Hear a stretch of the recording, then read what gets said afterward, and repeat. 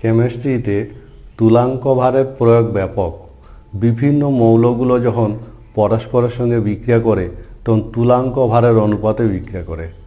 আজকের ক্লাসে আমরা এই তুলাঙ্ক ভার সম্পর্কে একটা সাধারণ ধারণা তৈরি করব। মনে রাখবে, কোনো মৌলের যত ভাগ 8 ভাগ ওজনের অক্সিজেন বা 1 ভাগ ওজনের হাইড্রোজেন বা 35.5 ভাগ ওজনের ক্লোরিনের সাথে যুক্ত হয়, সেই ভাগ সংখ্যাটাকে বলা হয় ওই মৌলের তুলাঙ্ক ভার। অর্থাৎ আমরা তুলাঙ্ক ভার বলতে বুঝব কোনো মৌলের যত ভাগ, ধরে নিলাম এ একটা মৌল, এ মৌলের 1 ভাগ ওজন যুক্ত হয় 8 ভাগ ওজনের অক্সিজেন, 8 ভাগ ওজনের অক্সিজেন বা 1.008 ভাগ ওজনের হাইড্রোজেন বা 35.5 ভাগ ওজনের ক্লোরিনের সাথে এই মৌলটার যত ভাগ যুক্ত হয় সেটাকেই বলা হয় তার তুলাঙ্ক ভার। সুতরাং এ মৌলটার যদি 1 ভাগ 8 ভাগ ওজনের অক্সিজেন বা 1.008 ভাগ ওজনের হাইড্রোজেন বা 35.5 ভাগ ওজনের ক্লোরিনের সাথে যুক্ত হয়, তবে এ মৌলটার তুলাঙ্ক ভার হবে x। উদাহরণ হিসাবে, যেমন কার্বনের সাথে যখন অক্সিজেনের বিক্রিয়া ঘটানো হয় তখন কার্বন ডাইঅক্সাইড তৈরি হয়। এই বিক্রিয়ায় 12 ভাগ ওজনের কার্বন যুক্ত হয় 32 ভাগ ওজনের অক্সিজেনের সঙ্গে। সুতরাং 32 ভাগ ওজনের অক্সিজেন যুক্ত হয় 12 ভাগ কার্বনের সঙ্গে। অতএব 8 ভাগ ওজনের অক্সিজেন যুক্ত হবে 12 × 8/32 3 ভাগের সঙ্গে। সুতরাং কার্বন ডাইঅক্সাইডের কার্বনের তুলাঙ্ক ভার হবে 3। কাজেই কোনো মৌলের তুলাঙ্ক ভার বলতে ওই মৌলটার যত ভাগ 8 ভাগ ওজনের অক্সিজেন বা 1.008 ভাগ ওজনের হাইড্রোজেন বা 35.5 ভাগ ওজনের ক্লোরিনের সাথে যুক্ত হবে, অথবা কোনো যৌগ থেকে এই ভাগ ওজনের অক্সিজেন, হাইড্রোজেন বা ক্লোরিন প্রতিস্থাপিত করবে, সেই সংখ্যাটাকে বলা হয় ওই মৌলের তুলাঙ্ক ভার। কোনো মৌলের পারমাণবিক ওজন ও তুলাঙ্ক ভারের মধ্যে সম্পর্ক প্রতিষ্ঠা করব। আমরা ধরে নিলাম যে কোনো একটি মৌলের আমরা ধরে নিলাম মৌলের চিহ্ন M, যোজ্যতা ধরে নিলাম V এবং পারমাণবিক ওজন ধরে নিলাম A। সুতরাং মৌলটির যোজ্যতা যেহেতু V, আমরা আরও ধরে নিলাম তুলাঙ্ক ভার, মৌলটির তুলাঙ্ক ভার সমান E। যেহেতু মৌলটার যোজ্যতা V, সুতরাং ওই মৌলটির একটি পরমাণু V সংখ্যক হাইড্রোজেন পরমাণুর সাথে যুক্ত হবে। কারণ আমরা যোজ্যতার সংজ্ঞা থেকে জানি কোনো মৌলের একটি পরমাণু যতগুলো হাইড্রোজেন পরমাণুর সাথে যুক্ত হয় সেই সংখ্যাটাকে বলা হয় তার যোজ্যতা। যেহেতু মৌলটির যোজ্যতা V, সুতরাং 1.008 × V এত ভাগ হাইড্রোজেন যুক্ত হবে। যেহেতু মৌলটা 1.008 × V এত ভাগ হাইড্রোজেন যুক্ত হবে, মৌলটার পারমাণবিক ওজন কত A, সুতরাং এত ভাগ ওজনের হাইড্রোজেন যুক্ত হবে মৌলটার A ভাগ মৌলের সঙ্গে। তাহলে 1.008 এত ভাগ ওজনের হাইড্রোজেন যুক্ত হবে A × 1.008/1.008 × V এত ভাগ মৌলের সঙ্গে, অর্থাৎ A/V এত ভাগ মৌলের সঙ্গে। আবার তুলাঙ্ক ভারের সংজ্ঞা থেকে আমরা জানি কোনো মৌলের যত ভাগ 1.008 ভাগ হাইড্রোজেনের সাথে যুক্ত হয় সেটাকে বলা হয় তার তুলাঙ্ক ভার। সুতরাং তুলাঙ্ক ভারের সংজ্ঞা অনুসারে মৌলটার তুলাঙ্ক ভার যদি হয় E, তাহলে E সমান A/V, অর্থাৎ A সমান E × V। সুতরাং কোনো মৌলের পারমাণবিক ওজন সমান তুলাঙ্ক ভার ইন্টু যোজ্যতা, অর্থাৎ কোন মোলের পারমাণবিক ওজন সমান তুলাঙ্ক ভার ইন্টু যোজ্যতা। তুলাঙ্ক ভারের বৈশিষ্ট্য, তুলাঙ্ক ভারের প্রথম বৈশিষ্ট্য যেটা, সেটা তুলাঙ্ক ভারের কোনো একক হয় না।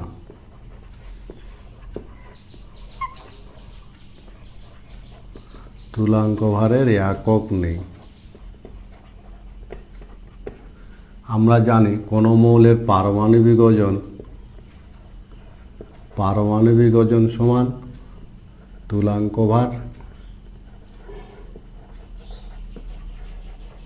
ইন্টু যোজ্যতা। আমরা এটা প্রমাণ করলাম, কোনো মৌলের পারমাণবিক ওজন সমান তুলাঙ্ক ভার ইন্টু যোজ্যতা। অতএব তুলাঙ্ক ভার সমান পারমাণবিক ওজন বাই যোজ্যতা।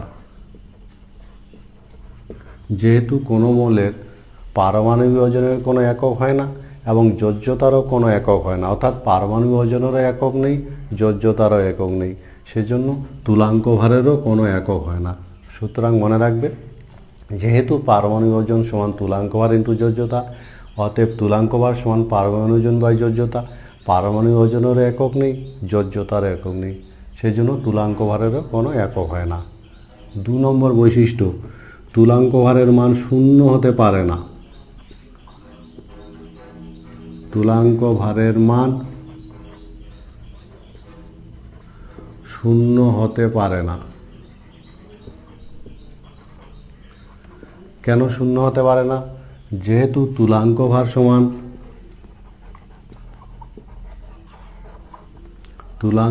সমান পারমাণবিক ওজন বাই যোজ্যতা। পারমাণবিক ওজনের মানও শূন্য হতে পারে না। তুলাঙ্ক ভারের মান শূন্য হতে গেলে পারমাণবিক ওজনের মান শূন্য হতে হবে। যেহেতু কোনো মৌলের পারমাণবিক ওজনের মান শূন্য হতে পারে না, ফলে তুলাঙ্ক ভারের মানও কখনো শূন্য হতে পারে না। 2 নম্বর বৈশিষ্ট্য। তুলাঙ্ক ভারের 3 নম্বর বৈশিষ্ট্য, তুলাঙ্ক ভার পরিবর্তনশীল। 3 নম্বর বৈশিষ্ট্য হলো তুলাঙ্ক ভার পরিবর্তনশীল হতে পারে।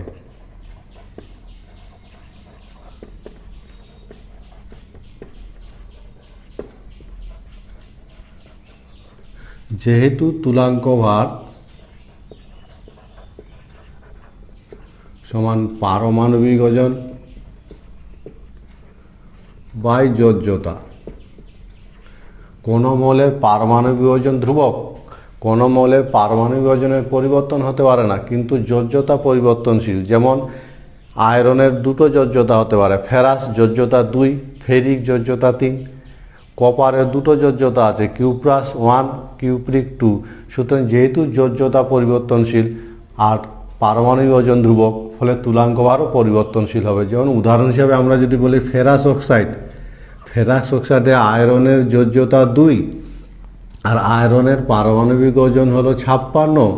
সুতরাং আয়রনের তুলাঙ্ক ভার হবে A/V ইকুয়াল হবে 56/2 সমান 28। আবার ফেরিক অক্সাইডে আয়রনের যোজ্যতা 3, পারমাণবিক ওজন তো 56 ধ্রুবক, ফলে তুলাঙ্ক ভার E সমান হবে 56/3 সমান 18.6। কাজেই আমরা বলতে পারি, যেহেতু তুলাঙ্ক ভার সমান পারমাণবিক ওজন বাই যোজ্যতা, পারমাণবিক ওজন স্থির, যোজ্যতা পরিবর্তনশীল, ফলে তুলাঙ্ক ভারও পরিবর্তনশীল হবে। আমরা চলে যাব 4 নম্বর বৈশিষ্ট্য, কোনো মৌলের তুলাঙ্ক ভার কখনো পারমাণবিক ওজনের চেয়ে বেশি হতে পারে না। তুলাঙ্ক ভার কখনো পারমাণবিক ওজন অপেক্ষা বেশি হতে পারে না, সমান হতে পারবে কিন্তু বেশি হতে পারে না।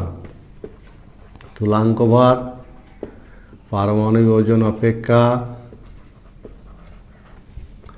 বেশি হতে পারে না।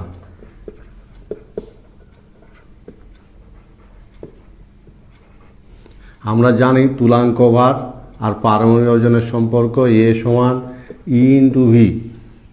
E এর মান এর থেকে বড় হবে কোন শর্তে? যখন V < 1 হবে। V অর্থাৎ যোজ্যতা, তো কোনো মৌলের তুলাঙ্ক ভার পারমাণবিক ওজনের চেয়ে বেশি হবে যখন যোজ্যতা একের চেয়ে কম হবে, অর্থাৎ যোজ্যতা নেগেটিভ হবে।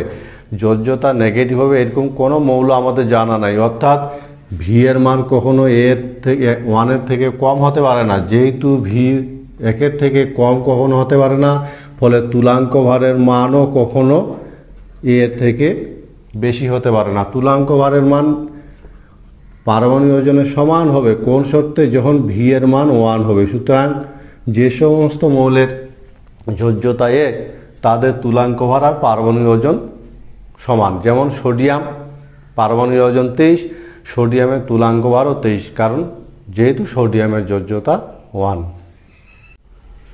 মূলকের তুলাঙ্ক ভার বলতে বোঝায় কোনো মূলকের যত ভাগ 1 ভাগ ওজনের হাইড্রোজেন বা 8 ভাগ ওজনের অক্সিজেন বা 35.5 ভাগ ওজনের ক্লোরিনের সাথে যুক্ত থাকে।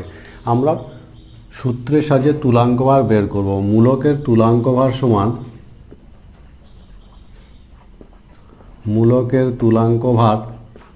মূলকের ওজন বাই যোজ্যতা। এবার মূলক সম্পর্কে একটু ধারণা থাকা চাই। যেমন সালফেট মূলক, যেমন নাইট্রেট মূলক, যেমন কার্বনেট মূলক, যেমন ফসফেট মূলক। একাধিক পরমাণু, 2 বা ততোধিক পরমাণু গুচ্ছ একসঙ্গে যদি মিলিত হয় একটা মৌলের মতন আচরণ করে, তখন তাদের বলা হয় মূলক। এবং এই মূলকগুলোর যোজ্যতাগুলোও এই চার্জের সমান হয়। সুতরাং সালফেট মূলকের যোজ্যতা 2, নাইট্রেট মূলকের যোজ্যতা 1, কার্বনের মূলকের যোজ্যতা 2, ফসফেট মূলকের যোজ্যতা 3।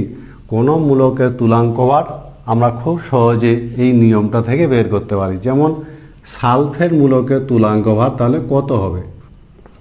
সালফেট মূলকের তুলাঙ্ক ভার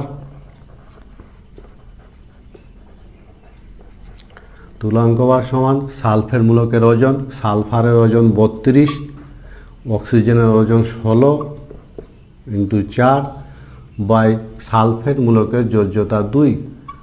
সুতরাং 96/2 = 48। কাজেই সালফেট মূলকের তুলাঙ্ক ভার হয় 48। একই রকমভাবে যদি আমরা কার্বনেট মূলকের তুলাঙ্ক ভার বের করতে চাই, কার্বনেট মূলকের তুলাঙ্ক ভার তাহলে বলো তো কত হবে? কার্বনেট মূলকের তুলাঙ্ক ভার কত হবে? কমেন্ট বক্সে এর তুলাঙ্ক ভার বের করে কমেন্ট করবে। আমরা চলে যাব পরের অ্যাসিডের তুলাঙ্ক ভার নির্ণয়। মনে রাখবে, অ্যাসিড যারা জলে বিয়োজিত হয় H+ তৈরি করে, সেই অ্যাসিডের তুলাঙ্ক ভার আমরা বের করব। যেমন সালফিউরিক অ্যাসিড জলে বিয়োজিত হয় 2 H+ তৈরি করে।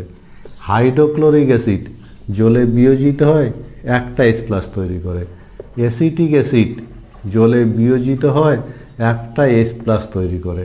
মনে রাখবে, জলীয় দ্রবণ অ্যাসিডগুলো বিয়োজিত হয়ে যে সংখ্যায় হাইড্রোজেন উৎপন্ন করে সেই সংখ্যাটাকে বলা হয় তাদের ক্ষারগ্রাহিতা। আর কোনো অ্যাসিডের তুলাঙ্ক ভার বের করার সময় এই ক্ষারগ্রাহিতাটা আমাদের কাজে লাগবে। অ্যাসিডের তুলাঙ্ক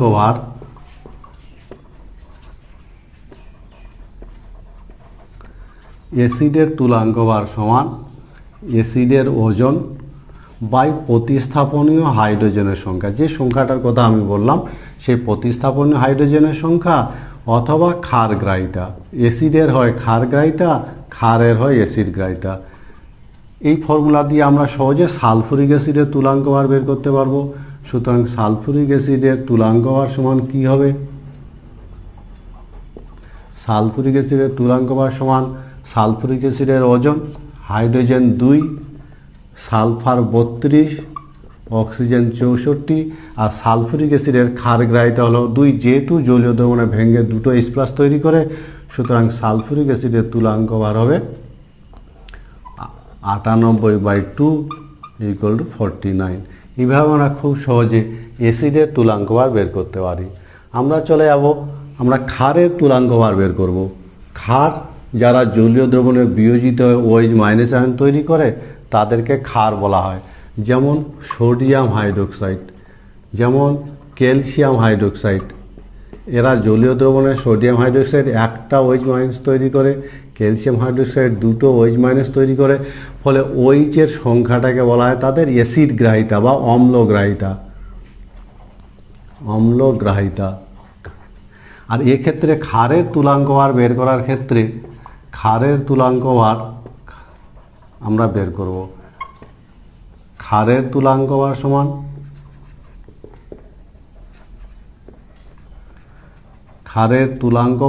সমান ক্ষারের ওজন বা আণবিক ওজন বাই তাদের অ্যাসিড গ্রাহিতা।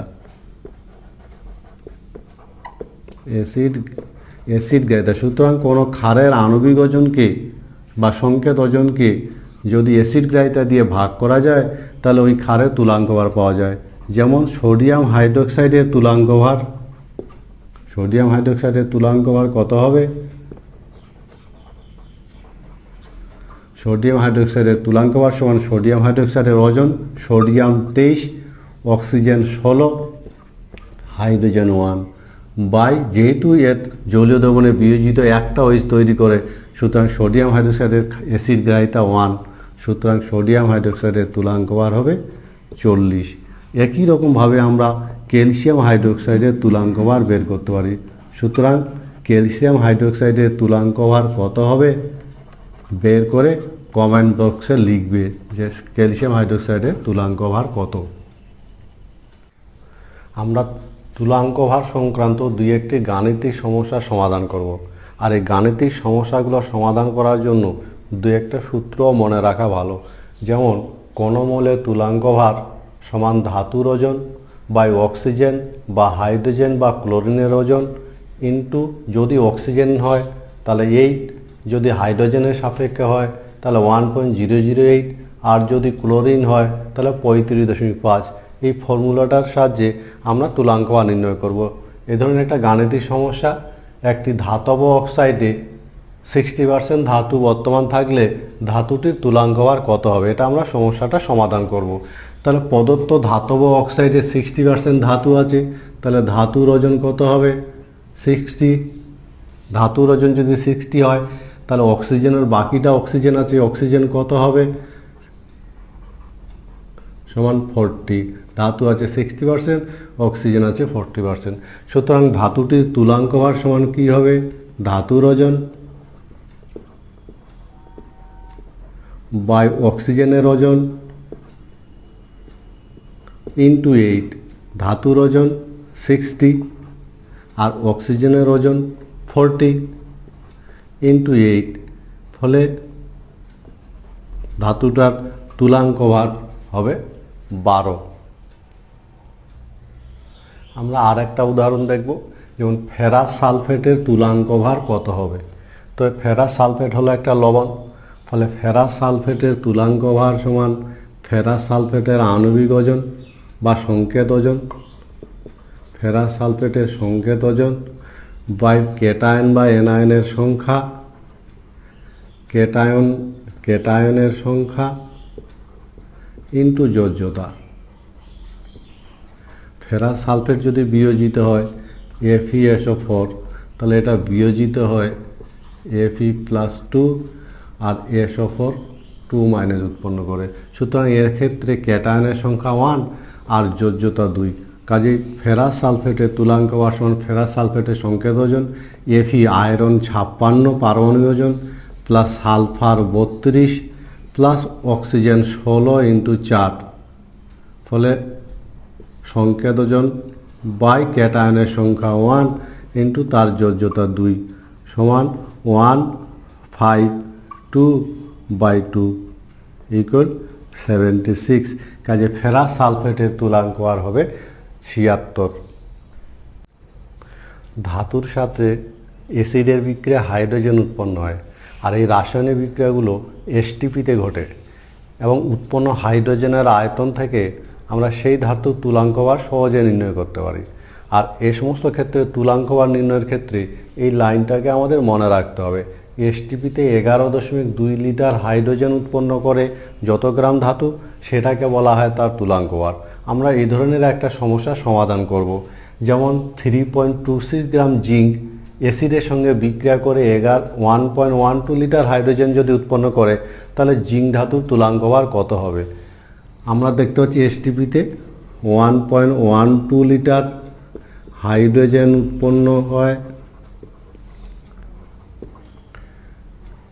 3.26 গ্রাম জিঙ্ক থেকে। 11.2 লিটার হাইড্রোজেন উৎপন্ন হবে 3.26 ইন্টু 11.2 বাই 1.12 গ্রাম জিঙ্ক থেকে। আমরা যদি এটা কাটাকাটি করি তাহলে 10.6 এত গ্রাম জিঙ্ক থেকে। ফলে 11.2 লিটার হাইড্রোজেন উৎপন্ন হয় এত গ্রাম জিঙ্ক থেকে। আবার আমরা জানি 11.2 লিটার হাইড্রোজেন উৎপন্ন হয় যত গ্রাম থেকে, সেটাকে বলা হয় তার তুলাঙ্কভার। সুতরাং জিঙ্কের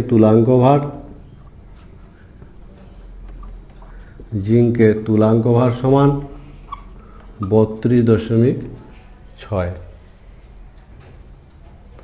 একটি ধাতুর লবণে যখন আর একটা ধাতু যুক্ত করা হয়, তখন দ্বিতীয় ধাতুর দ্বারা প্রথম ধাতুর প্রতিস্থাপন ঘটে। আর এই সমস্ত ক্ষেত্রে প্রতিস্থাপনের ক্ষেত্রে আমাদের এই লাইনটা মনে রাখতে হবে। যদি এ ধাতুর W1 গ্রাম বি ধাতুর W2 গ্রাম দ্বারা প্রতিস্থাপিত হয়, তাহলে WA বাই EA সমান WB বাই EB হয়, যেখানে EA হলো এ ধাতুর তুলাঙ্কভার আর EB হলো বি ধাতুর তুলাঙ্কভার। আর এই ফর্মুলা দিয়ে অঙ্ক হবে, এরকম একটা আমরা সমস্যা নিয়েছি। যেমন 0.362 গ্রাম একটি ধাতু AgNO3 দ্রবণে যদি যোগ করা হয়, তাহলে 3.25 গ্রাম সিলভার অধক্ষিপ্ত হয়। তাহলে ধাতুটির তুলাঙ্কভার কত যদি সিলভারের পারমাণবিক ওজন 108 হয়? তো আমরা এটাকে সমস্যা থেকে সমাধান করার চেষ্টা করবো। এক্ষেত্রে যে ধাতুর ওজন, আমরা যদি ধাতুর ওজনটাকে W দিয়ে ধাতু লিখি, তাহলে ধাতুর ওজন সমান কত? 0.362 গ্রাম। ধাতুর তুলাঙ্কভার আমরা বের করব। আর সিলভারের ওজন কত? সিলভারের ওজন বলে দিয়েছে 3.25, আর সিলভারের পারমাণবিক ওজন 108। তাহলে সিলভারের তুলাঙ্কভার হবে পারমাণবিক ওজন বাই যোজ্যতা। সিলভারের যোজ্যতা 1, তাহলে পারমাণবিক ওজন 108 বাই 1 ইকুয়াল 108। আমরা এবার এই ডাটাগুলো ফর্মুলার মধ্যে ফেলবো। WA বাই EA সমান WB বাই EB, এই মানগুলোকে বসিয়ে দিব। তাহলে ধাতুর ওজন কত? 0.362 বা ধাতুর তুলাঙ্কভার বের করব। আর সিলভারের ওজন 3.25 বা সিলভারের তুলাঙ্কভার 108, অর্থাৎ ধাতুর তুলাঙ্কভার সমান 108 ইন্টু 0.362 বাই 3.25 ইকুয়াল 1.12। সুতরাং ধাতুটির তুলাঙ্কভার হবে 12.12। এভাবে আমরা প্রতিস্থাপন ঘটিত সমস্যা সহজে সমাধান করতে পারি। মৌলের পারমাণবিক ওজন নির্ণয়ের একাধিক পদ্ধতি বর্তমান। এর মধ্যে আজকে আমরা একটা পদ্ধতি নিয়ে কথা বলবো। পদ্ধতিটার নাম ডুলং বা পেটির সূত্র। আর এই ডুলং পেটির সূত্রের সাহায্যে আনুমানিক পারমাণবিক ওজন নির্ণয় করা হয়। এই সূত্র অনুসারে বোরন, কার্বন, সিলিকন এ ধরনের কয়েকটি হালকা মৌল ছাড়া বেশিরভাগ কঠিন মৌলের পারমাণবিক তাপের মানটা প্রায় ধ্রুবক হয় এবং এর মান প্রায় 6.4। সুতরাং কোন মৌলের পারমাণবিক তাপ সমান 6.4। আবার পারমাণবিক তাপ, পারমাণবিক ওজন ও আপেক্ষিক তাপের গুণফলকে বলা হয় পারমাণবিক তাপ। সুতরাং কোন মৌলের পারমাণবিক ওজন ইন্টু আপেক্ষিক তাপ সমান 6.4, অর্থাৎ পারমাণবিক ওজন সমান 6.4 বাই আপেক্ষিক তাপ। এই ফর্মুলার সাহায্যে আমরা কোন মৌলের পারমাণবিক ওজন নির্ণয় করতে পারি। তো মনে রাখবে, এই পারমাণবিক ওজনটা একদম সঠিক নয়, আনুমানিক পারমাণবিক ওজন। আর এই সূত্রটাকে বলা হয় ডুলং ও পেটির সূত্র। আরেকবার বলি, বোরন, কার্বন, সিলিকন ছাড়া বেশিরভাগ কঠিন মৌলের পারমাণবিক তাপের মান ধ্রুবক এবং এই মান প্রায় 6.4। আবার পারমাণবিক ওজন আর আপেক্ষিক তাপের গুণফলকে বলা হয় পারমাণবিক তাপ। সুতরাং পারমাণবিক ওজন সমান 6.4 বাই আপেক্ষিক তাপ। ডুলং-পেটির সূত্রের সাহায্যে আমরা আনুমানিক পারমাণবিক ওজন নির্ণয় করতে পারি। আর ডুলং-পেটির সূত্রে বেশ কিছু ত্রুটি বা সীমাবদ্ধতা আছে। যেমন ডুলং-পেটির সূত্র কেবলমাত্র কঠিনের ক্ষেত্রে প্রযোজ্য।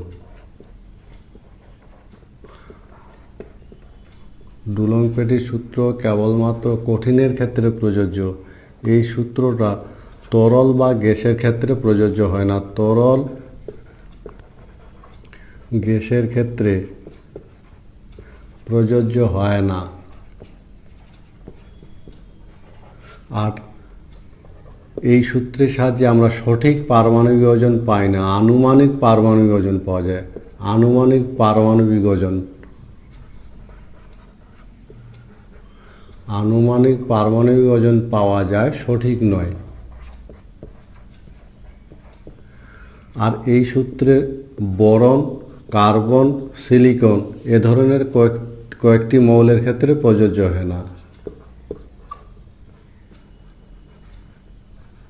এদের ক্ষেত্রে প্রযোজ্য হয় না। সুতরাং মনে রাখবে যে ডুলং-পেটির সূত্র যে সমস্ত জায়গায় প্রযোজ্য হয় না, যেমন কঠিনের ক্ষেত্রে এই সূত্র প্রযোজ্য কেবলমাত্র, তরল বা গ্যাসের ক্ষেত্রে এই সূত্র প্রযোজ্য হয় না। আর এই সূত্রের সাহায্যে আমরা আনুমানিক পারমাণবিক ওজন পাই, সঠিক পাওয়া যায় না। বোরন, কার্বন, সিলিকন এ ধরনের কয়েকটা হালকা মৌলের ক্ষেত্রে এই সূত্রটা প্রযোজ্য হয় না। ডুলং-পেটির সূত্রটা যদিও আংশিক সত্য, কিন্তু এই সূত্রটার সাহায্যে আমরা কোনো মৌলের সঠিক পারমাণবিক ওজন নির্ণয় করতে পারি। তার জন্য আমরা প্রথম ধাপে আমরা কি করব, আমাদের জানা পদ্ধতিতে একটা মৌলের তুলাঙ্ক ভার নির্ণয় করব। জানা পদ্ধতিতে মৌলটার তুলাঙ্ক ভার নির্ণয় করব। তুলাঙ্ক ভার ই সমান a/v, এই পদ্ধতি প্রয়োগ করে মৌলটার তুলাঙ্ক ভার নির্ণয় করব। এবং দ্বিতীয় ধাপে আমরা ডুলং-পেটির সূত্র অ্যাপ্লাই করে আনুমানিক পারমাণবিক ওজন নির্ণয় করব। আনুমানিক পারমাণবিক ওজন আমরা 6.4 বাই আপেক্ষিক তাপ এই সূত্র অ্যাপ্লাই করে আনুমানিক পারমাণবিক ওজন নির্ণয় করব। তৃতীয় ধাপে আমরা যে আনুমানিক পারমাণবিক ওজন এ পেলাম আর যে তুলাঙ্ক ভার নির্ণয় করেছি ই, এই দুটো থেকে আমরা মৌলটার যোজ্যতা নির্ণয় করব, a/e। এখানে যোজ্যতাটা কিন্তু পূর্ণ সংখ্যা হবে, যোজ্যতা কখনো ভগ্নাংশ হয় না, এটা আমরা জানি। সুতরাং ডুলং-পেটির সূত্রের সাহায্যে আমরা সঠিক পারমাণবিক ওজন সহজে নির্ণয় করতে পারি। প্রথম ধাপে আমরা আমাদের জানা যে কোনো একটা পদ্ধতিতে মৌলটার তুলাঙ্ক ভার ই বের করব, আর ডুলং-পেটির সূত্র অ্যাপ্লাই করে মৌলটার আনুমানিক পারমাণবিক ওজন এ নির্ণয় করব। এবার এই আনুমানিক পারমাণবিক ওজনকে যদি যোজ্যতা দিয়ে ভাগ করা যায়, তাহলে মৌলটার আনুমানিক পারমাণবিক ওজনকে তুলাঙ্ক ভার দিয়ে ভাগ করলে মৌলটার যোজ্যতা পাওয়া যাবে। আর যোজ্যতা সবসময় পূর্ণ সংখ্যা হবে। সুতরাং কোনো একটা মৌলের যোজ্যতা যদি 1.9 হয় তাহলে সেটা 2 হবে, যদি 2.1 হয় তাহলে সেটা 2 হবে। এইভাবে যোজ্যতাটা সবসময় পূর্ণ সংখ্যা হবে। আর সেই যোজ্যতাটাকে দিয়ে যদি আমরা তুলাঙ্ক ভারকে গুণ করি চতুর্থ ধাপে, তাহলে যে যোজ্যতাটা পেলাম সেই যোজ্যতাকে যদি তুলাঙ্ক ভার দিয়ে গুণ করা যায়, তাহলে ওই মৌলটার সঠিক পারমাণবিক ওজন পাওয়া যাবে। এভাবে ডুলং-পেটির সূত্রটা আংশিক সত্য হলেও আমরা এই ধাপগুলো পরপর প্রয়োগ করে ওই মৌলটার সঠিক পারমাণবিক ওজন নির্ণয় করতে পারি। ধাপগুলো আরেকবার বলছি। প্রথম ধাপে আমাদের জানা যে কোনো একটা পদ্ধতিতে তুলাঙ্ক ভার ই বের করব। দ্বিতীয় ধাপে ডুলং-পেটির সূত্র অ্যাপ্লাই করে মৌলটার আনুমানিক পারমাণবিক ওজন নির্ণয় করব। তৃতীয় ধাপে আনুমানিক পারমাণবিক ওজনকে যদি তুলাঙ্ক ভার দিয়ে ভাগ করা যায়, তাহলে মৌলটার যোজ্যতা পাবো। এইখানে কিন্তু যোজ্যতাটা একদম পূর্ণ সংখ্যা হবে এবং সঠিক। সেই সঠিক যোজ্যতা দিয়ে সঠিক তুলাঙ্ক ভারকে যদি আমরা গুণ করি, তাহলে মৌলটার সঠিক পারমাণবিক ওজন পাবো। ডুলং ও পেটির সূত্র সংক্রান্ত গাণিতিক সমস্যা। আমরা ডুলং-পেটির সূত্রটা দেখলাম, যেখানে যে কোনো কঠিন পদার্থের পারমাণবিক তাপের মান ধ্রুবক হয় এবং এই মান প্রায় 6.4 হয়। এবং ডুলং-পেটির সূত্রের সাহায্যে সঠিক পারমাণবিক ওজন নির্ণয় করতে গেলে প্রথমে তুলাঙ্ক ভার বের করতে হয়, আনুমানিক পারমাণবিক ওজন, সেখান থেকে যোজ্যতা নির্ণয় করে সঠিক পারমাণবিক ওজন পাওয়া যায়। আমরা এই সমস্যাটা সমাধান করব। দেখতে পাচ্ছি ম্যাগনেসিয়াম ক্লোরাইড। ম্যাগনেসিয়াম ক্লোরাইডে ম্যাগনেসিয়ামের শতকরা পরিমাণ বলে দিয়েছে। ম্যাগনেসিয়ামের শতকরা পরিমাণ 25.5%। তাহলে ক্লোরিনের হবে 100 - 25.5, 74.5%। এখান থেকে আমরা তুলাঙ্ক ভার নির্ণয় করব। ম্যাগনেসিয়ামের তুলাঙ্ক ভার, ম্যাগনেসিয়ামের ওজন বাই ক্লোরিনের ওজন ইন্টু 35.5। ম্যাগনেসিয়ামের ওজন 25.5, ক্লোরিনের ওজন 74.5 ইন্টু 35.5 সমান 0.15। আমরা তুলাঙ্ক ভার পেয়ে গেলাম। এবার আপেক্ষিক তাপের মান বলে দিয়েছে, যেখান থেকে আমরা আনুমানিক পারমাণবিক ওজন বের করব। আনুমানিক পারমাণবিক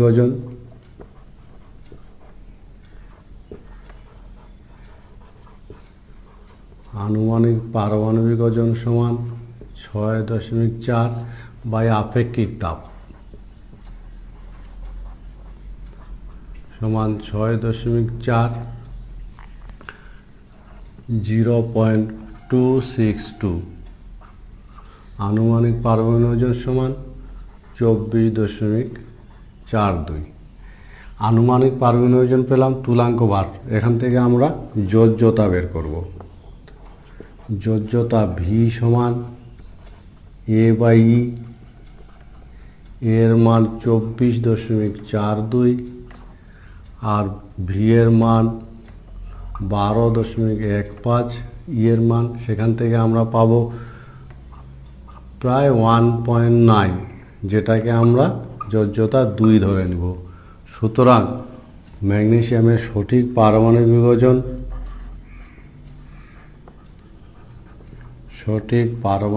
ওজন এ সমান ই ইন্টু ভি। ই এর মান আছে এখানে, ই এর মান বের করেছি 12.15 আর যোজ্যতা 2। সঠিক পারমাণবিক ওজন হবে 24.30। 1.25 গ্রাম ধাতব অক্সাইডে 0.37 গ্রাম অক্সিজেন আছে। ধাতুটির আপেক্ষিক তাপ এত হলে অক্সাইডের সংকেত কি হবে? তো অক্সাইডের সংকেত নির্ণয় করতে গেলে আমাকে তুলাঙ্ক ভার এবং যোজ্যতা বের করতে হবে। আমরা এখান থেকে আগে তুলাঙ্ক ভার বের করব। অক্সিজেনের ওজন বলে দিয়েছে 0.376 গ্রাম। তাহলে ধাতুর ওজন হবে 1.256 - 0.378, 0.88 গ্রাম। এখান থেকে আমরা ধাতুর তুলাঙ্ক ভার বের করব। ধাতুর ওজন বাই অক্সিজেনের ওজন ইন্টু 8 সমান 0.88 বাই 0.376 ইন্টু 8। এবং এটা যদি আমরা সমাধান করি তাহলে এটা থেকে আমরা তার মানটা পাবো 1.73। এবার আপেক্ষিক তাপ বলে দিয়েছে, যেখান থেকে আমরা আনুমানিক পারমাণবিক ওজন বের করব। ফলে আনুমানিক পারমাণবিক ওজন সমান 6.4 বাই আপেক্ষিক তাপ। এবং এখানে আমরা ডুলং পেটের সূত্রটা অ্যাপ্লাই করব। আপেক্ষিক তাপের মান বলে দিয়েছে 0.124 এবং এই মানটা আমরা বের করে এখানে এই মানটা লিখব। এটা যদি ক্যালকুলেটর বসানো যায় তাহলে 51.6। আপেক্ষিক আনুমানিক পারমাণবিক ওজন পেলাম, তুলাঙ্ক ভার পেলাম। এবার যোজ্যতা নির্ণয় করব। যোজ্যতা ভি সমান আনুমানিক পারমাণবিক ওজন বাই তুলাঙ্ক ভার। আনুমানিক পারমাণবিক ওজন 51.6, তুলাঙ্ক ভার 18.73 এবং এই মান বেরোবে 2.75, যেটাকে আমরা 2 ধরে নিব 3। সুতরাং অক্সাইডের সংকেত এবার নির্ণয় করব। অক্সাইডের সংকেত আমরা ধাতুটার চিহ্ন ধরে নিলাম এম, যার যোজ্যতা 3 আর অক্সিজেন যোজ্যতা 2। সুতরাং অক্সাইডের সংকেত হবে M2O3।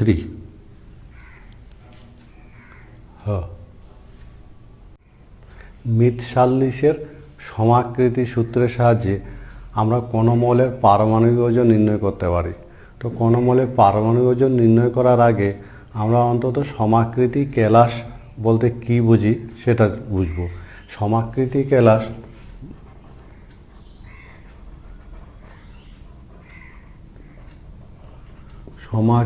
কেলাস বলতে আমরা বুঝব কঠিন পদার্থের কেলাসাকার পদার্থ যাদের জ্যামিতিক গঠন একই। জ্যামিতিক গঠন যদি একই হয় তাহলে সেই কেলাসাকার পদার্থগুলোকে বলা হয় সমাকৃতি কেলাস। যেমন ম্যাগনেসিয়াম সালফেট ও জিঙ্ক সালফেট হলো সমাকৃতি কেলাস, কারণ এদের জ্যামিতিক গঠন একই এবং যে ধর্মের জন্য দুটো কেলাস দেখতে একই রকম, জ্যামিতিক কাঠামো একই রকম হয় সেই ধর্মটাকে বলা হয় সমাকৃতিত্ব। সুতরাং যে ধর্মের জন্য দুটি কেলাস সমাকৃতি হয় সেই ধর্মটাকে বলা হয় সমাকৃতিত্ব ধর্ম। কাজে সমাকৃতি কেলাস বলতে দুটো কঠিন পদার্থের কেলাসাকার কঠিন পদার্থের জ্যামিতিক গঠন যদি একই হয় তাহলে তাদেরকে বলা হয় সমাকৃতি কেলাস, এবং যে ধর্মের জন্য তাদের জ্যামিতিক গঠনটা একই হয় সেই ধর্মটাকে বলা হয় সমাকৃতিত্ব। এই সমাকৃতি কেলাস সংক্রান্ত মিথ-সাল্লিকের একটা সূত্র আছে যাকে বলা হয় মিথ-সাল্লিকের সমাকৃতি সূত্র, এবং এই সূত্রটি হলো যে সমাকৃতি কেলাস গঠনের সময় সমাকৃতি কেলাস সমান সংখ্যক পরমাণু একইভাবে সজ্জিত হয়ে সমাকৃতি কেলাস গঠন করে। আর এই কেলাসগুলোর আকার পরমাণুর সংখ্যা এবং বিন্যাসের উপর নির্ভর করে, তাদের রাসায়নিক প্রকৃতির উপর নির্ভর করে না। সুতরাং সমাকৃতি সূত্র হলো মিথ-সাল্লিকের সমাকৃতি সূত্রটা বলছে একই সংখ্যক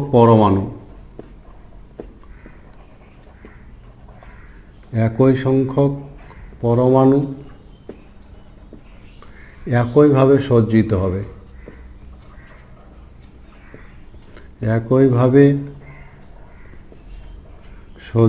হয় সমাকৃতি কেলাস গঠন করে।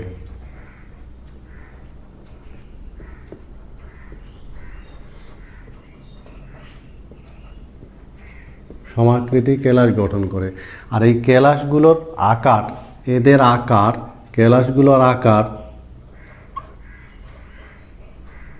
কেলাসগুলোর আকার এদের বিন্যাসের উপর নির্ভর করবে আর এদের সংখ্যার উপর নির্ভর করবে, কিন্তু এদের রাসায়নিক প্রকৃতির উপর নির্ভর করে না। রাসায়নিক প্রকৃতির উপর নির্ভর করে না, এটাকে বলা হয় সমাকৃতি সূত্র। সমান সংখ্যক পরমাণু একইভাবে সজ্জিত হয়, সমাকৃতি কেলাস গঠন করে। আর এই কেলাসগুলোর আকার পরমাণুগুলোর বিন্যাস আর সংখ্যার উপর নির্ভর করে, রাসায়নিক প্রকৃতির উপর নির্ভর করে না। আমরা সমাকৃতি সূত্রের সাহায্যে কোনো একটা মৌলের পারমাণবিক ওজন নির্ণয় করতে পারি।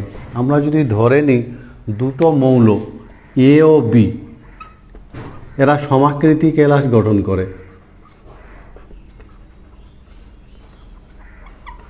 সমাকৃতি কেলাস যদি আমরা ধরে নিই এ পদার্থের WA গ্রাম বি পদার্থের WB গ্রাম দ্বারা প্রতিস্থাপিত